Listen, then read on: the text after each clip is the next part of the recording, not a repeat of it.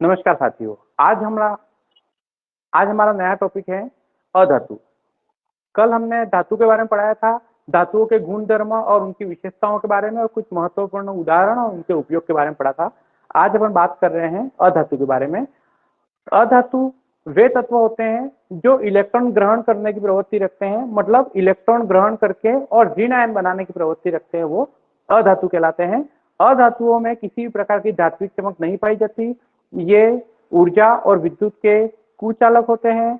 इनमें उनका गलनांक और पतनांक दोनों ही कम होता है धातुओं की तुलना में, और इनमें सभी विशेषताएं धातुओं के विपरीत पाई जाती है। न तो ध्वनिकता का गुण होता है, न ही तन्यता का गुण होता है, न ही आघात वर्जनीयता होती है। इस प्रकार की कोई भी विशेषताएं अधातुओं में नहीं पाई जाती। धातुओं में एक ही विशेषता पाई जाती है, वो है उसमें भंगुर प्रकृति होती है और ये अपेक्षाकृत नर्म होते हैं, जिसको आसानी से तोड़ा जा सकता है। आए समझते हैं अधातु या नॉन मेटल। वे तत्व जो इलेक्ट्रॉन ग्रहण करके ऋण आयन बनाने की प्रवृत्ति रखते हैं, उन्हें धातु कहते हैं। कोई भी तत्व जब इलेक्ट्रॉन बाहर से ग्रहण करता है, ऐसी स्थिति में उस पर ऋण आवेश आ जाता है, तो इलेक्ट्रॉन ग्रहण करके ऋण आयन बनाने की प्रवृत्ति को धातु कहते हैं। आधुनिक आवर्त सारणी में इलेक्ट्रॉन ग्रहण करके जो ऋण आयन बनाने की प्रवृत्ति रखता है, उसे अधातु कहते हैं। आधुनिक आवर्त सारणी में कुल 22 अधातुएं हैं। इन 22 अधातुओं में कुछ गैसें हैं, कुछ ठोस हैं और एक मात्र अधातु ऐसी है जो द्रव अवस्था में भी है। उसके बारे में चर्चा करेंगे। ज्यादातर अधातुएं जो हैं वो गैसीय अवस्था में रहती हैं, जैसे हाइड्रोजन, ऑक्सीजन, नाइट्रोजन, क्लोरीन आदि। कुछ अधातुएं ऐसी हैं जो ठोस अवस्था में भी रहती हैं, जैसे कार्बन, फास्फोरस, आयोडीन, सल्फर। इस प्रकार की कुछ अधातु हैं जो ठोस अवस्था में रहती हैं, और एक अधातु ऐसी है जो कमरे के ताप पर द्रव अवस्था में रहती है, वो है ब्रोमीन। परीक्षा की दृष्टि से ये इंपॉर्टेंट हो सकती है। एकमात्र अधातु है पूरी आवर्त सारणी में जो द्रव अवस्था में रहती है, वो है ब्रोमीन। अब अधातुओं में एक विशेष प्रकार की प्रकृति पाई जाती है, भंगुर प्रकृति, मतलब इसको आसानी से तोड़ा जा सकता है। ये विद्युत के और उष्मा के कुचालक होते हैं। इनमें एक और प्रवृत्ति धात्विक चमक की बात करते हैं। अधातुओं में किसी भी प्रकार की धात्विक चमक नहीं पाई जाती, लेकिन यहाँ पर एक अपवाद है, इसलिए ये शब्द लिखना पड़ा। ये जो आयोडीन है, आयोडीन यह है तो अधातु, लेकिन आयोडीन में एक विशेष प्रकार की चमक पाई जाती है। यह आयोडीन चमकीला ठोस होता है, चमकीला ठोस होता है। ये अपन को यहाँ पर ध्यान रखना है। किसी भी अधातु में धात्विक चमक नहीं पाई जाती, अकेले आयोडीन में ही धात्विक चमक पाई जाती है। एक बात हाइड्रोजन की कर लेते हैं। आवर्त सारणी का जो सबसे पहला तत्व है वो है हाइड्रोजन। यह सरलतम तत्व है, इसको भविष्य का ईंधन भी कहा जाता है। क्योंकि आवर्त सारणी में हाइड्रोजन का स्थान निश्चित नहीं होता, इसलिए आवर्त सारणी में हाइड्रोजन को आवारा तत्व के नाम से भी जाना जाता है। हाइड्रोजन संपूर्ण पृथ्वी पर एकमात्र ऐसा तत्व है जिसके नाभिक में न्यूट्रॉन नहीं पाया जाता। पूरे ब्रह्मांड की बात करें, चाहे सूर्य, तारे, पृथ्वी, हर जगह बात करें, तो सभी ग्रह, नक्षत्र, उल्कापिंडों, उन सब में सर्वाधिक मात्रा में पाया जाने वाला अगर कोई तत्व है तो वो है हाइड्रोजन। तो हाइड्रोजन की इतनी सारी विशेषताएं हैं, इनके बारे में ध्यान रखें। ऑक्सीजन आपको पता ही है, वायुमंडल में ऑक्सीजन की मात्रा 21% पाई जाती है और प्राणवायु के रूप में हम इसका उपयोग करते हैं, वस्तुओं को जलाने का काम करती है। नाइट्रोजन यह वायुमंडल में सबसे ज्यादा 78% पाई जाती है और यह वायुमंडल में निष्क्रिय अवस्था में पाई जाती है और साथ में ऑक्सीजन की क्रियाशीलता को कम करने का काम भी करती है। क्लोरीन पानी को शुद्ध करने का काम करती है, पानी के शुद्धिकरण के लिए अपन क्लोरीन का उपयोग करते हैं। कार्बन में विशेष रूप से श्रृंखलन का गुण पाया जाता है। पृथ्वी पर जितने भी तत्व हैं उन सब में सर्वाधिक श्रृंखलन का गुण पाया जाता है, तो वो कार्बन है, जिसमें लंबे लंबे यौगिकों की श्रृंखलाएं बनाई जाती है। फास्फोरस एक तीक्ष्ण और अत्यधिक सक्रिय अधातु है और यह कई बार विषैला भी होता है। आयोडीन एक चमकीला ठोस पदार्थ है।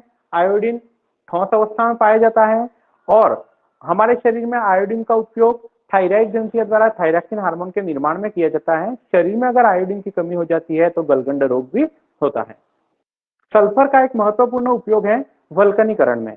आपने वल्कनीकरण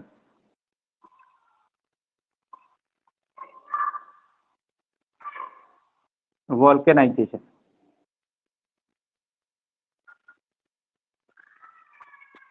क्या होता है कि जो प्राकृतिक रबर होता है, प्राकृतिक रबर उसकी प्रत्यास्थता या इसकी इलास्टिसिटी ज्यादा नहीं होती, उसको लंबा खींचा जाता है वो टूट जाता है। तो प्राकृतिक रबर की प्रत्यास्थता और इलास्टिसिटी को बढ़ाने के लिए उसको सल्फर के साथ गर्म किया जाता है।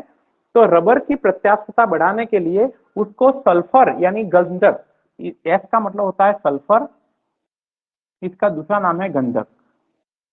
तो प्राकृतिक रबर को सल्फर के साथ गर्म करने की क्रिया को वल्कनीकरण कहा जाता है और वल्कनीकरण के कारण प्राकृतिक रबर ज्यादा अस्थायी, ज्यादा प्रत्यास्थ और ज्यादा इलास्टिसिटी वाला हो जाता है। यह गंधक जो होता है वो तांबे का नाशक भी होता है, तांबे का यह शत्रु भी माना जाता है। और एकमात्र द्रव अवस्था में पाई जाने वाली जो अधातु है वो है ब्रोमीन। तो इस प्रकार यहाँ अधातुओं के भौतिक गुणों के बारे में इतना ही।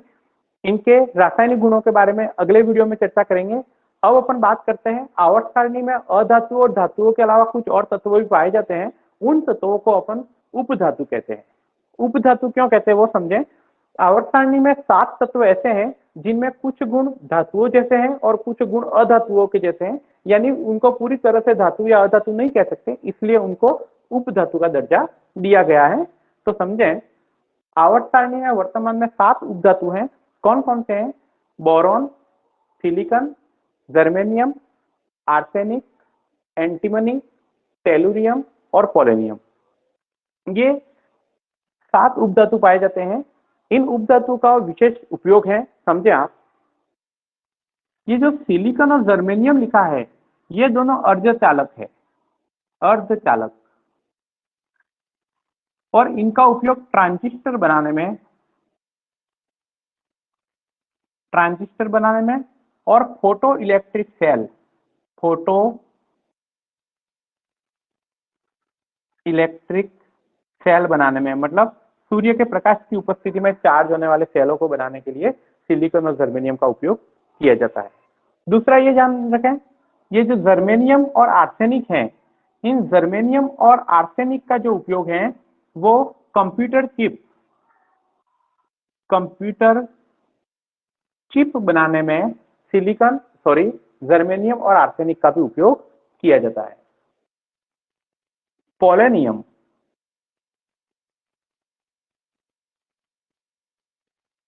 ये दुनिया का सबसे पहला तत्व है जिन्हें मानव द्वारा कृत्रिम से बनाया गया, मतलब कृत्रिम निर्मित पहला तत्व, कृत्रिम निर्मित प्रथम तत्व है। मानव द्वारा कृत्रिम निर्मित सबसे पहला तत्व कौन सा, ऐसा परीक्षा में आता है तो अपना आंसर हो जाएगा पोलोनियम। तो इस प्रकार ये है बोरॉन, बी का मतलब होता है बोरॉन। बोरॉन का उपयोग बोरिक एसिड बनाने में किया जाता है, बोरिक एसिड बनाने में किया जाता है, और दवाइयों में भी इसका उपयोग किया जाता है। यहाँ बोरिक एसिड के 2 उपयोग हैं। एक तो गला साफ करने के लिए, गरारे करने के लिए बोरिक एसिड का उपयोग किया जाता है, और साथ में हम जब कैरम खेलते हैं तो कैरम पर जो पाउडर छिड़का जाता है असल में वो बोरिक एसिड होता है, जिससे चिकनाहट कैरम पर आ जाती है। तो इस प्रकार आपको आज का ये वीडियो कैसा लगा आप जरूर कमेंट करके बताएं, और नेक्स्ट वीडियो में हम इसके धातु, अधातु और उपधातु के अलावा हमारे पास एक और शब्द है, वो है मिश्र धातु। मिश्र धातु कोई तत्व नहीं है, यह 2 या 2 से अधिक प्रकार के धातुओं से मिलकर बना हुआ एक मिश्रण है, जिसके बारे में अपन नेक्स्ट वीडियो में चर्चा करेंगे। धन्यवाद।